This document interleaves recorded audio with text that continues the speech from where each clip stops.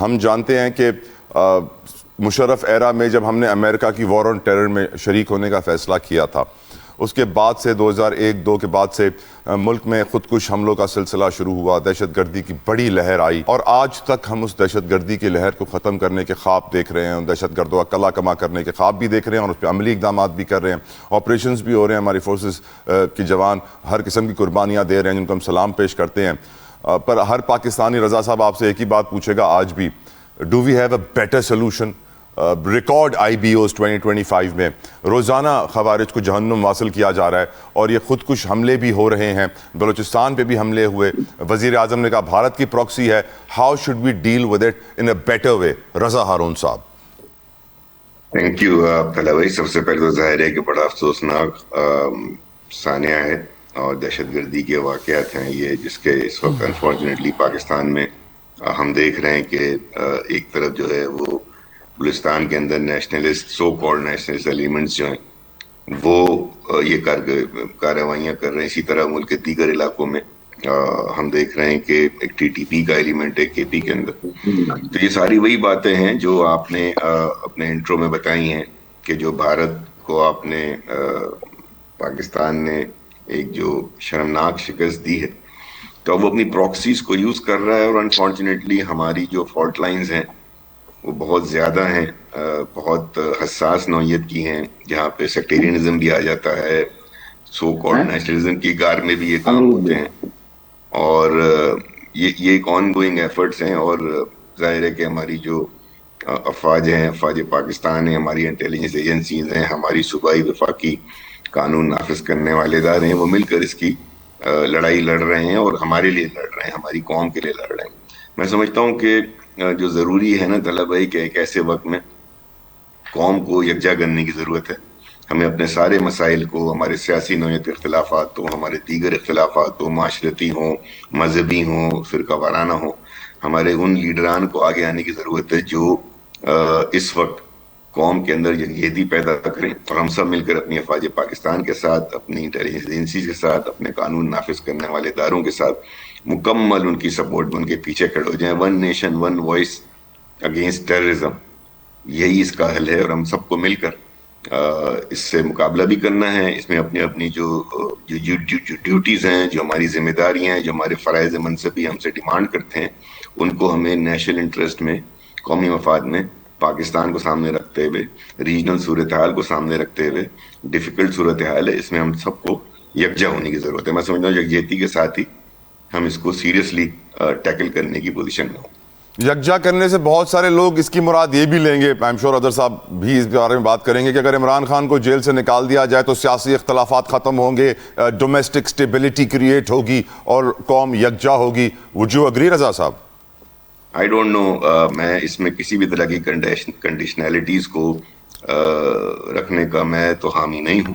ٹھیک ہے کہ ان کی بھی ایک ماس سپورٹ ہے، اور وہ اگر جیل میں ہیں، جوڈیشل کسٹڈی میں ہیں، لیگل کسٹڈی میں ہیں، تو وہ ایک بیان بھی دے سکتے ہیں، اور بیان دینے کے بعد بھی کام ہو سکتا ہے۔ تو ہم اس میں کنڈیشنلٹیز کو، پرسنل انٹرسٹ کو، پارٹی انٹرسٹ کو، پولیٹیکل انٹرسٹ کو ہمیں پیچھے رکھنا ہی رکھنا ہوگا، اور قوم کو یکجا کرنا ہوگا۔ How we'll do it, it depends on the political leadership.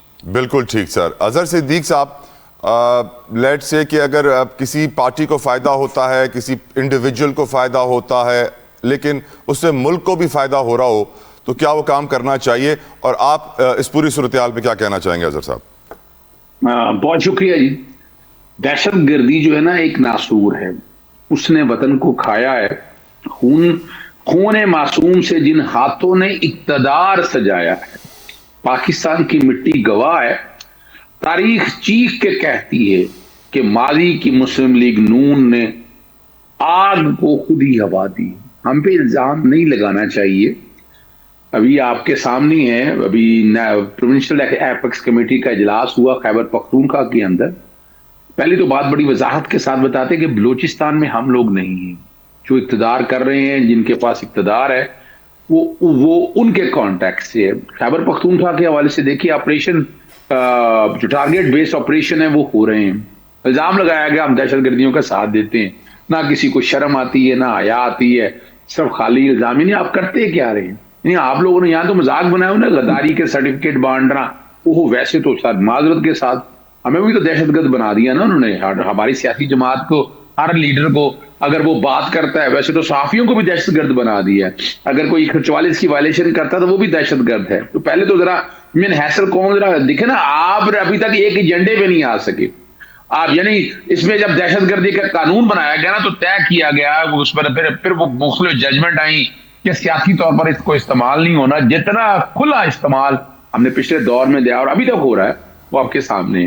اب آتے ہیں اگلی بات کی طرف. یہ رضا بھائی ہیں، یہ میری تو سمجھ سے باہر ہے کہ نہیں، ہمیں ایک سیاسی لیڈر کو سامنے رکھتے ہوئے یہ کہنے چاہیے.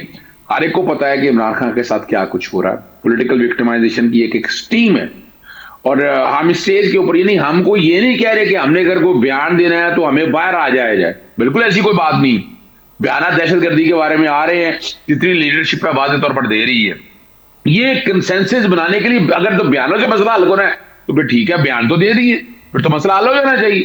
نہیں، یہ ایشو نہیں ہے. پوری قوم کو یکجا کرنا ہے، ہمیں اپنی غلطیوں سے سیکھنا ہے.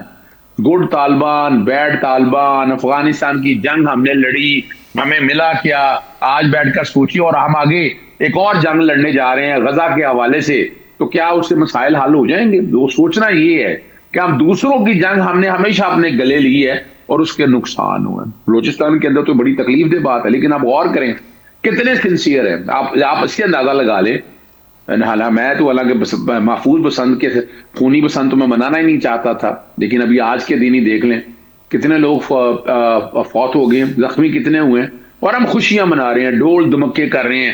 ایک طرف بلوچستان کے اندر ہمارے جوان جانیں قربان کر رہے ہیں، پاکستانی فوج کی قربانیاں قابل دید ہے، لیکن دوسری طرف ہم یہاں ڈھول دمکے دیکھیں بالکل منانا چاہیے. اور 3 دن صرف وجہ کیا تھی کہ وہ 8 فروری کا ایک احتجاج روکنا تھا. نک دا کوکا لے یا عمران خان کی تصویریں دیکھ لیں. آپ دیکھیں نا آج بھی ہماری پرائرٹیز کیا ہیں.